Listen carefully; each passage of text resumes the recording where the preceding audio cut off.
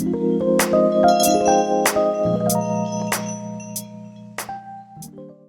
and gentlemen, may I have your attention please? Since we're about to begin, so please have a seat to our audience. Also, in order to achieve a successful program today, I kindly inform you to switch off your mobile phones to silent mode to avoid any interruptions. Thank you for your cooperation and attention. A very good afternoon to all of you, ladies and gentlemen. My name is Risa Almira, and I will be your MC today on behalf of TedTalk Foundation. It is our honor to have you all as the audience, and we totally appreciate your time to join us today. In this lovely opportunity, we mark this date as a seminar to help us to become a better and worthy person. We are now ready to begin a seminar on how to build self-confidence and self-love. Let's begin with our first special guest today, a lifestyle blogger and co-founder of CurvyCon. Please welcome Cici Olisa. My name is Cici Olisa. I co-founded the CurvyCon, a plus-size fashion convention during New York Fashion Week. I'm also a lifestyle influencer, which basically means I share my life with thousands of people on the internet. Growing up, I always wanted to be on stage. Dance, theater, singing. I loved it all. It takes confidence to go out on stage and perform, but luckily for me, there was no shortage of love and validation in my family. I like to think of confidence as a big red balloon that can either soar or deflate. Baby Cici had a soaring confidence balloon until around elementary school. I was the only Nigerian girl in my class, but that wasn't a problem. I was significantly taller than the other girls, and instead of long straight hair, I had big kinky natural hair, but those things weren't a problem either. The problem was my body. According to the National Report on Self-Esteem, 98% of girls feel that there is an immense pressure from external sources to look a certain way. In elementary school, a teacher pulled my mom aside to let her know that while I was a good dancer, I would not be allowed in our school's elite dance group because I didn't have a dancer's body. For the first time, my confidence balloon lost a little bit of air. Forbes.com says that confidence is the outcome of the thoughts that we think and the actions we take. As my Instagram and YouTube audience gained a following, I went through a process that overhauled and rebuilt my self-confidence. Through that process, I learned 4 key steps to building self-confidence. Step 1, identify your perceived obstacle. Step 2, imagine what your life would look like if your obstacle disappeared. Step 3, address your perceived obstacle. Step 4, choose to live the life you imagine today.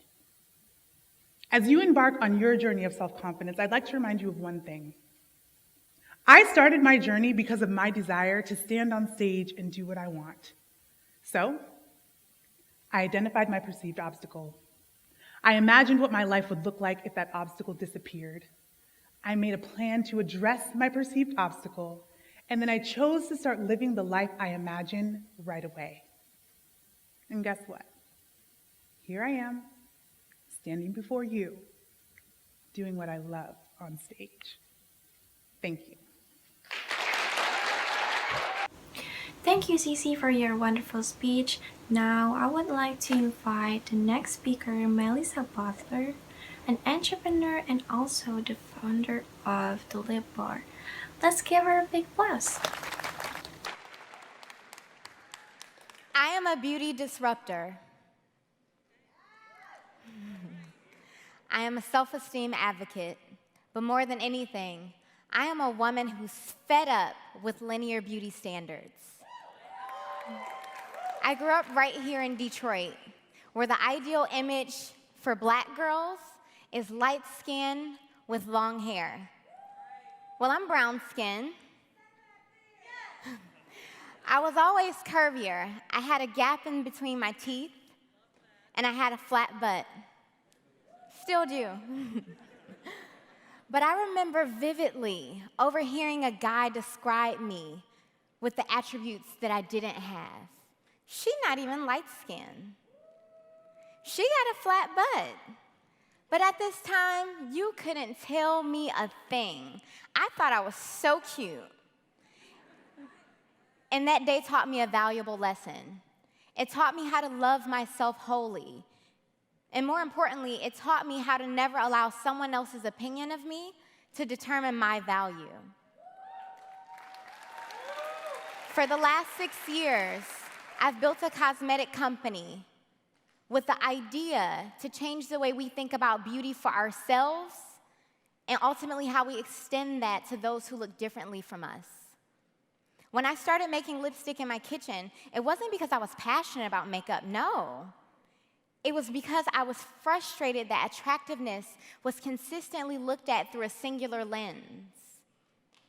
Today, if you search the word beauty, you'll end up with a sea of fair-skinned, thin, young women, as if good looks don't come in any other form.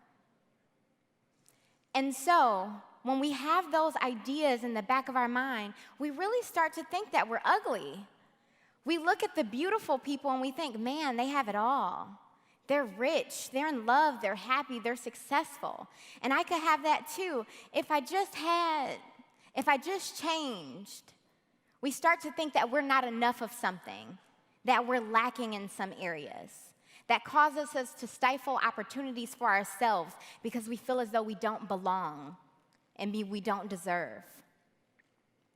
And even worse, we extend that low confidence and that lack of confidence and that low self-esteem, we extend that onto our sisters, our friends, our cousins. Because if I'm not enough, she's definitely not enough, right? For years, women were taught that our value was directly linked with our looks, our ability to get married, our ability to have children. And even today, now that women are starting businesses, taking office, taking over the world essentially, we're still relegated to this idea that beauty and our looks are most important. We see this in every industry, from Serena dominating on the tennis court, to Hillary running for president, all the way down to Louisiana, where a little girl wasn't permitted to go to school because of her braided hairstyle. Now, braids have always been a long-standing part of African and African American beauty culture. And just because you don't practice it doesn't mean that you can't accept or respect it. And I don't know about you, but the last time I checked, my hairstyle didn't prevent me from learning. The tutu that I wear on the tennis court doesn't prevent me from winning a Grand Slam. And the color suit that I wear, it certainly doesn't make me ill-equipped to run a country. But what's attractiveness anyway? And shouldn't it be subjective? Well, yes and no. What's attractive has become a popularized understanding of our cultural footprint. What we as individuals believe is attractive is directly stemmed from our environment. That's why men really just want to marry women just like their moms. And as much as we want to hate them for it, they can't help it. That's their first perspective of what beauty and love is. Like if I were to grow up in Ghana, I would value my thick thighs a lot more than I do having grown up in the US. And while the world is becoming more interconnected than ever, we're seeing that the global standard of beauty is quickly becoming the Western standard of beauty. So much so that in countries like South Africa or China, where the population is largely people of color, white women are still at the forefront of these commercial campaigns. So it doesn't surprise me to hear that 70% of women in Lagos, Nigeria, bleach their skin. Even though skin bleaching has been linked to cancer. What that tells me is that $10 billion industry is being upheld by this idea that beauty is linear. Those women are just trying to get ahead.